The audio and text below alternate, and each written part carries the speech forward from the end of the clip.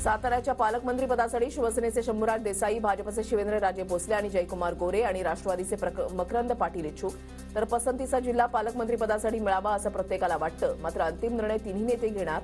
शंभूराज देसाई यांची प्रतिक्रिया. कौटुंबिक कार्यक्रमामध्ये ठाकरे बंधू एकत्र. राज ठाकरेंच्या भाच्याच्या लग्नामध्ये उद्धव ठाकरे सहकुटुंब उपस्थित. उद्धव आणि राज ठाकरेंमध्ये कौटुंबिक संवाद.